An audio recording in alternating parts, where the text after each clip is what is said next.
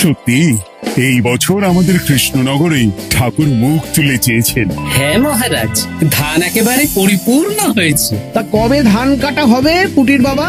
ধান তো একেবারে পেকেই এসেছে, সপ্তাহখানেকের মধ্যে ধান কাটতে হবে। বেশ বেশ, তাহলে তো ভালোই হলো। এই মাসের শেষের দিকেই তো নবাব বাহাদুরকে শস্যের খাজনা পাঠানোর কথা। হ্যাঁ মহারাজ, এবারে নবাব বাহাদুর খুশি হবে। ঠিক বলেছ গোপাল।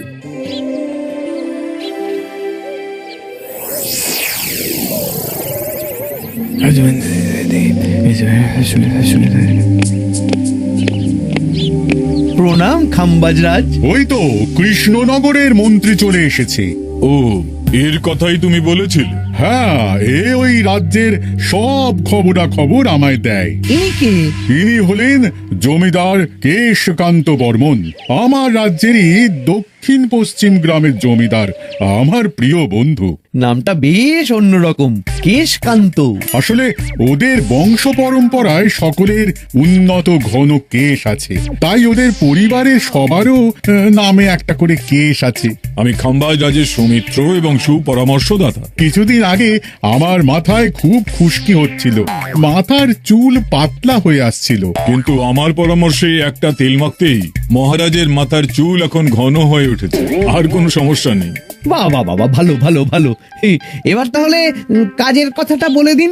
এবারে তো শুনলাম তোমাদের রাজ্যে অনেক ধান উৎপাদন হয়েছে, তাই স্বাভাবিকভাবে নবাব বাহাদুরের কাছে রাজস্ব অনেক বেশি দেবে, কি তাই তো? হ্যাঁ, এবারে রাজস্ব দানে কৃষ্ণনগরে প্রথম হবে। না, তা হবে না।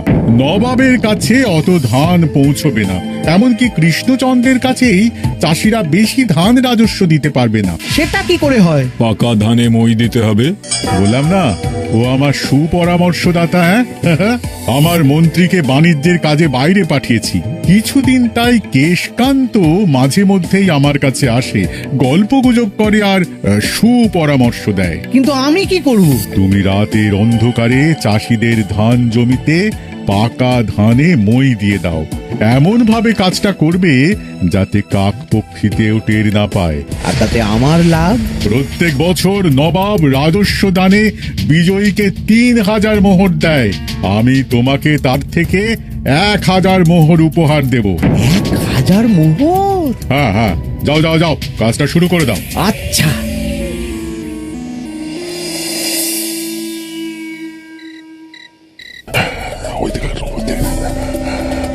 তাহলে আর দেরি কেন, মন্ত্রী মশাই কথা মতো কাজ শুরু কর। হ্যাঁ চল।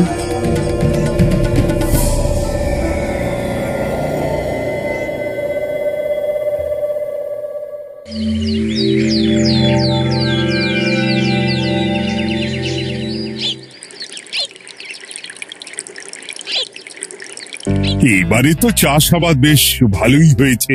আশা করি নবাব বাহাদুরের কাছ থেকে এবারে আমরাই পুরস্কার পাবো। হ্যাঁ মহারাজ, সারা বাংলায় কৃষ্ণনগরের মতো উৎপাদন এই বছরে কোথাও হয়নি। সর্বনাশ হয়ে গেছে মহারাজ, সর্বনাশ হয়ে গেছে। কি সর্বনাশ হয়েছে গো পুটির বাবা? গতকাল রাতে আমাদের সব জমির পাকা ধানে মই দিয়ে দিয়েছে। সে কি? এবার আমরা কি করব মহারাজ? কাদের কাদের জমিতে হয়েছে এসব? যেই জমিতে তাকাবেন সেই জমিতেই এই কাণ্ড, ধান ঝরে সব মাটিতে পড়ে আছে। এবার আমরা কি করব? হায় হায় হায়, এবার আমাদের রাজ্যের কি হবে? নবাব বাহাদুরকে তো জবাব দিতে পারবো না। বড় বিপদ হয়ে গেল, রাজ্যে গ্রহের প্রকোপ নেমে এলো। ও, আর কদিন পরেই আমার টেকে আসবে 1000 মোহর। ঠিক আছে, তোমরা সবাই এখন বাড়ি যাও। না, আমার মন মেজাজ ভালো নেই।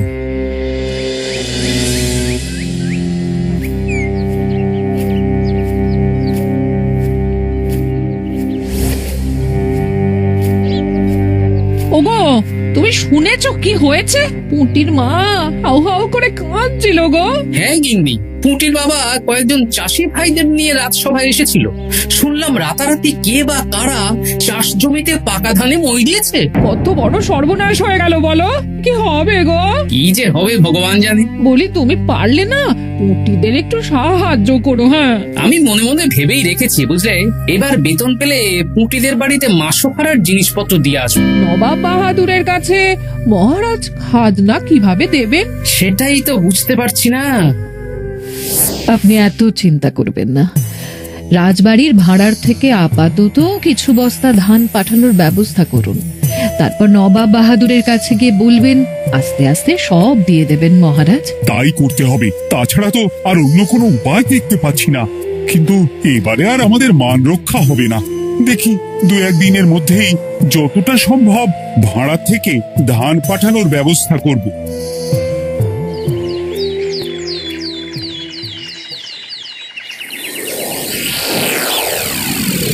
এই বছর 10,000 বস্তা ধান রাজস্ব এসেছে খাম্বাজ রাজ্য থেকে, 7,000 বস্তা ধান এসেছে বর্ধমান রাজ্য থেকে, আর মাত্র 100 বস্তা এসেছে কৃষ্ণনগর থেকে। তাই এই বছরের বিজয়ী রাজ্য হচ্ছে খাম্বাজ রাজ্য। খাম্বাজ রাজ্যের রাজার হাতে 3,000 মোহর উপহার হিসেবে তুলে দিচ্ছেন। আর কৃষ্ণচন্দ্র, তোমার রাজ্যের এরকম হাল কেন? এবারে আমাদের সমস্ত রাজ্যের পাকা ধানে কেউ বা কারা মই দিয়ে দিয়েছে। সেসব তোমার মাথা ব্যথা, আমার ধান কোথায়? 100 বস্তা ধান রাজস্ব, কম করে 800 বস্তা ধান রাজস্ব দেওয়ার কথা, কিন্তু তুমি তোমার কথার খেলাপ করেছো। এই বছর আমি নিরুপায় জাহাপানা। আমিও নিরুপায়। হয় তুমি আগামী 1 সপ্তাহের মধ্যে আমাকে 5,000 মোহর দেবে, নইলে কৃষ্ণনগরের সিংহাসন থেকে সরে যাবে। এত বড় শাস্তি দেবেন না নবাব বাহাদুর। আপনি অন্তত মাস 6 সময় দিন, আবার ধান চাষ করিয়ে আপনাকে প্রাপ্য ধান দেওয়া হবে। বেশি কথা বলছো কৃষ্ণচন্দ্র, তুমি 5,000 নয় 6,000 মোহর 1 সপ্তাহের মধ্যে দেবে। বেটা গোপাল বেশি পাকা, অত কথা বলতে কে বলেছিল? গোপাল, এটা তুমি কি করলে? হায় হায় হায়! সর্বনাশের সময় যখন ঘনিয়ে আসে তখন বিপদের ওপর বিপদ এভাবেই আসে। আমার পাওনা। আরে এখন না, তোমাকে পাঠিয়ে দেব। ওই দেখুন, খাম্বাজ রাজের সাথে কথা বলছে। এখন বেশি কথা বললে কৃষ্ণচন্দ্র আর গোপাল সন্দেহ করবে। চলুন তো দেখি ওখানে গিয়ে কি কথা বলছে। কি কথা বলছো মন্ত্রী? মন্ত্রী আমায় বিজয় অভিনন্দন জানাচ্ছিল। বিজয় অভিনন্দন তো উপহার পাওয়ার সময় জানাতে পারতেন মন্ত্রী মশাই। যাই হোক, আপনাকে তো ঠিক চিনতে পারছি না। আমার নাম কেশকান্ত, আমি খাম্বাজ রাজ্যের দক্ষিণ পশ্চিম গ্রামের জমিদার। কেশকান্ত আমার বিশেষ বন্ধু। আপনার কেশ নিয়ে বেশ ভাব দেখছি। হ্যাঁ, ওই কদিন আগে তো খাম্বাজ রাজের মাথার চুল পাতলা হয়ে আসছিল, খুশকি হচ্ছিল আর কি। তো ওনার পরামর্শে একটা তেল মেখেই তো খাম্বাজ রাজের আবার ঘন কালো চুল ফিরে এসেছে। কেশকান্ত জমিদার হতে পারে, কিন্তু ওর অর্থনৈতিক অবস্থা তাবর রাজাদের থেকে অনেক ভালো। কয়েক হাজার বিঘা জমির মালিকও, তার সাথে চুলের তেলের ব্যবসা করেও হাজার হাজার মোহর রোজগার করে। এই এখন চুল নিয়ে চুলোচুলি না করে চল কৃষ্ণনগরে ফিরি। এমনিতেই মন মেজাজ খারাপ, 1 সপ্তাহের মধ্যে আবার 6,000 মোহর জোগাড় করতে হবে। হ্যাঁ, চলুন চলুন।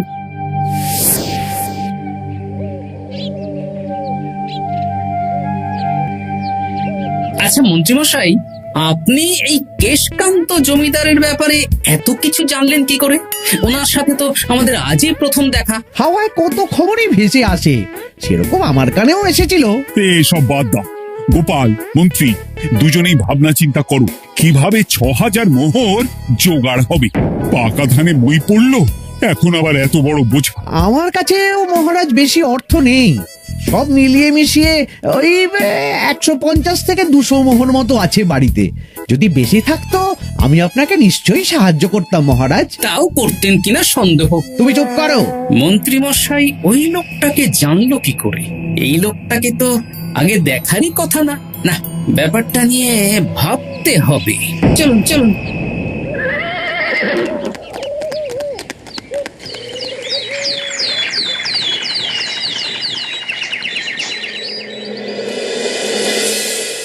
বুঝলে গিন্নি, 1 সপ্তাহের মধ্যে মহারাজকে 6000 মোহর জোগাড় করতেই হবে, নইলে সিংহাসন ছাড়তে হবে। এখন কিন্তু আমাদের উচিত মহারাজের পাশে দাঁড়ানো। কিছু ভেবেছো কি? আপাতত আমার বিয়েতে পাওয়া আংটি বন্ধক রাখবো, আর তুমি যদি হ্যাঁ, আমার যে দুটো গয়নাগাটি আছে ওগুলো বন্ধক রাখো, পরে আস্তে আস্তে ছাড়িয়ে নেবো খন। দেখি বাকি সভাসদদেরকেও বলবো, যে যতটা পারে, তারপর ভগবানই ভরসা।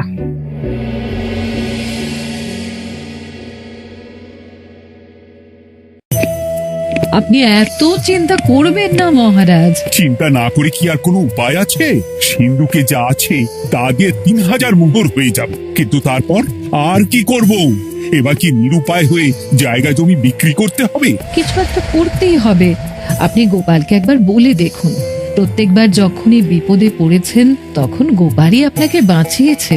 দেখি আগামীকাল রাজসভা শুরু হওয়ার আগে গোপালের সাথে ব্যাপারটা নিয়ে আলোচনা করব।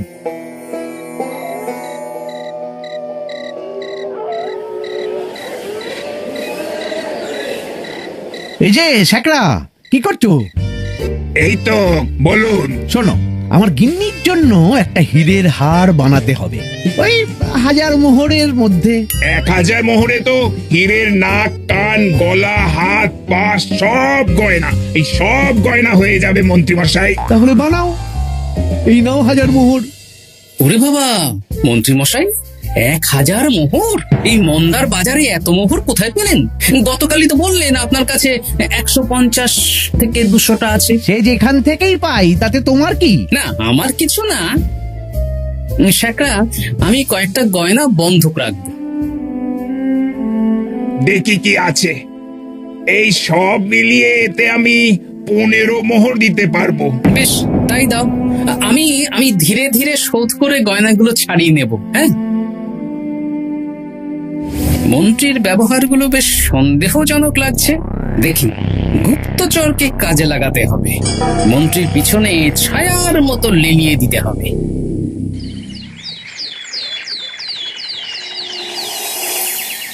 মহারাজ, আমি চেষ্টা করছি আপনার এই মোহর কিভাবে জোগাড় করা যায়, আপ্রাণ চেষ্টা করছি। দেখো, আমি 3000 মোহর পারবো, কিন্তু তার বেশি হলে জায়গা জমি বেচতে হবে, হাতে যে বেশি দিন সময়ও নেই।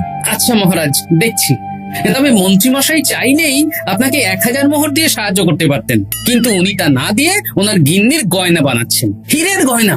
এ কি, মন্ত্রী তো কালকেই বলল ওর কাছে 150 থেকে 200 মোহর আছে মাত্র। 1000 মোহর কোথা থেকে পেল? সে উনিই জানেন, তবে তার খবর খুব তাড়াতাড়ি আশা করি পেয়ে যাব মহারাজ।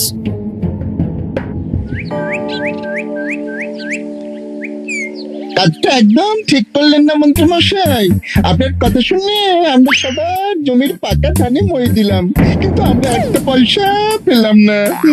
আপনি যে এই কাজ করার জন্য খাম্বাজ রাজার কাছ থেকে ওই 1000 মোহর উপহার পেলেন, সেটা দিয়ে গিন্নির গয়না বানাতে দিলেন, কিন্তু আমাদের বেলায় লবডঙ্কা। তোদেরকেও দেবো, একটু সবুর কর। আরে গিন্নির মাথাটা ঠান্ডা করি। না না, আমাদের এক্ষুনি চাই। আরে এক্ষুনি কি করে দেবো? আমার হাত খালি। আচ্ছা ঠিক আছে, এই নে 2 মোহর ধর, 2 ভাই ভাগ করে নি, পরে আরো দেবো। এটা কিন্তু ঠিক না। এসব আলোচনা খোলামেলা জায়গায় করা উচিত না। উফ, পরে তোদের সাথে কথা বলবো, এখন যেতে দে, বাজার করব, তারপর আবার রাজসভা আছে।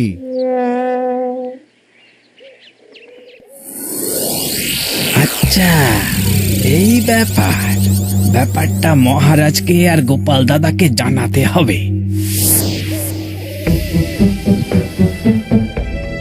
গোপাল দাদা, মহারাজ আসল খবর পেয়ে গেছি। কি খবর? আমি একটু আগে শুনলাম। কাজটা একদম ঠিক করলেন না মন্ত্রীমশাই। আপনার কথা শুনে আমরা সবার জমির পাকা ধানে মই দিলাম, কিন্তু আমরা একটা পয়সা পেলাম না। আরে তোদেরকেও দেবো, একটু সবুর কর। মন্ত্রী, আমি না তোমাকে মেরেই ফেলবো। মহারাজ, মন্ত্রী মশাই এখানে গৌণ, উনি অর্থের লোভে এসব করেছেন, আর ওনাকে দিয়ে করিয়েছেন খাম্বাজ রাজ। হ্যাঁ, যাতে এবারে বিজয়ী হতে পারেন। তাই আপনি এই খবর 5 কান করবেন না মহারাজ। আমি খাম্বাজ রাজ আর ওই কেশকান্তর কাছ থেকে ক্ষতিপূরণ ঠিক আদায় করে আনবো। কিন্তু কিভাবে? শুনুন তাহলে।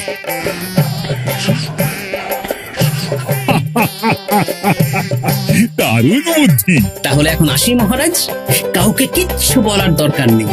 আপনি শুধু আগামীকাল সন্ধেবেলা খাম্বাজ রাজের দরবারে চলে আসুন, পারলে নবাব বাহাদুরকেও সঙ্গে করে নিয়ে আসুন। হ্যাঁ,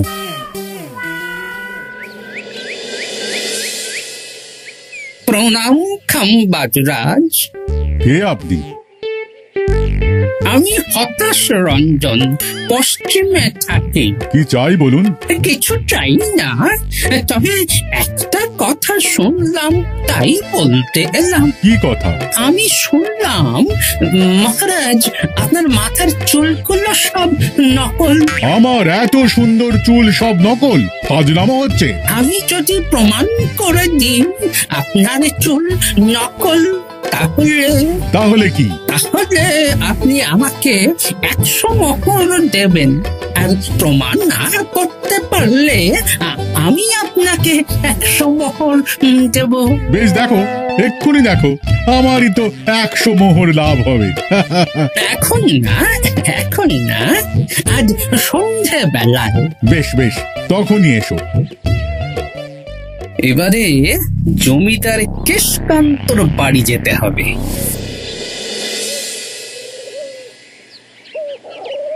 জমিদার মশাই বাড়ি আছেন? কে মশাই আপনি? আমি হতাশ রঞ্জন, পশ্চিমে থাকি। আমি বিশাল ক্ষমতাশালী লোক। কিসের ক্ষমতা? আমি রাজাদের মারধর করি, চুল ধরে টানি, শাস্তি দিই। এসব কি উল্টোপাল্টা বলছেন? খাম্বাজ রাজ আপনার বন্ধু না? হ্যাঁ, প্রিয় বন্ধু। ওনাকেও আমি আপনার সামনে চুল ধরে টানবো, কিন্তু উনি কিচ্ছু করতে পারবেন না। উনি আপনাকে শুলে চড়াবেন। কিছুই করতে পারবেন না, বললাম না আমি বিশাল ক্ষমতাশালী লোক। বিশ্বাস হচ্ছে না তো? তাহলে বাজি ধরুন, 10,000 মোহরের বাজি। 10,000 মোহরের বাজি? হ্যাঁ, আজ আমি খাম্বাজ রাজের রাজবাড়ি যাব, আর আমার শক্তি প্রদর্শন করব। ওনার চুল ধরে টানা হেঁচড়া করব, ওনাকে আহত করব, কিন্তু উনি আমাকে কিছুই করতে পারবেন না। বেশ রাজি, বাজি 10,100 মোহর দিতে পারবেন তো? হ্যাঁ, আমি বাজি হারলে আপনাকে দেব 10,100 মোহর।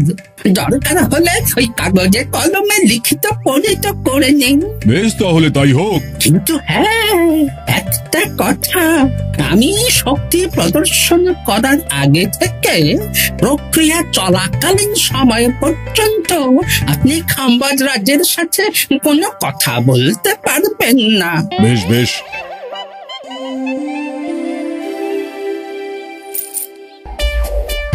তাহলে শুরু করি? শুরু করো। এবার আমি প্রমাণ করেই ছাড়বো।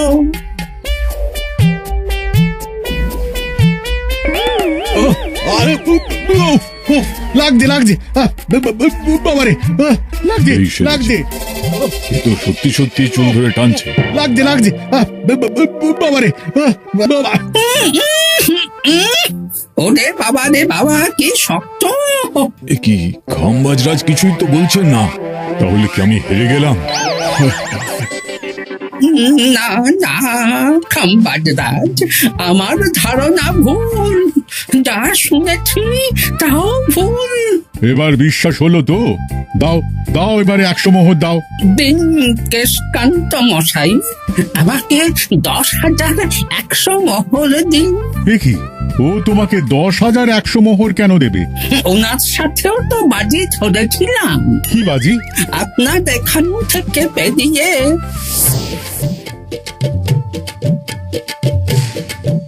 এবারে দিন তো দেখি, সব কাগজ কলমে লেখা আছে।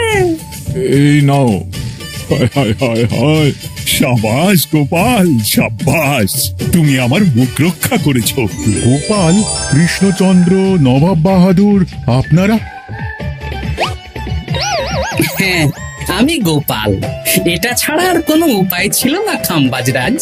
আপনি আমাদের মন্ত্রীর মাথা খেয়ে যে জঘন্য কাজটা করিয়েছেন সেটা তো আর প্রমাণ করতে পারতাম না, তাই ছলে বলে কৌশলে আপনার প্রিয় বন্ধুর কাছ থেকে আদায় করে নিলাম। নয়, হ্যাঁ।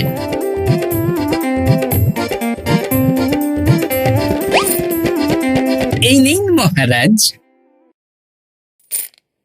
এতে কত মোহর আছে? 10,100 মোহর। এর থেকে 100 খাম্বাজরাজকে দিন, 6,000 নবাব বাহাদুরকে, আর বাকিটা আপনার কাছে রাখুন। এত ধান নষ্ট হলো। কৃষ্ণচন্দ্র আমাকে সবটা বলেছে, আর ওর মন্ত্রীকেও নিয়ে এসেছি। ধোলাই খেয়েই সব বলে দিয়েছে। এই কে আছো? কৃষ্ণনগরের মন্ত্রীকে নিয়ে এসো।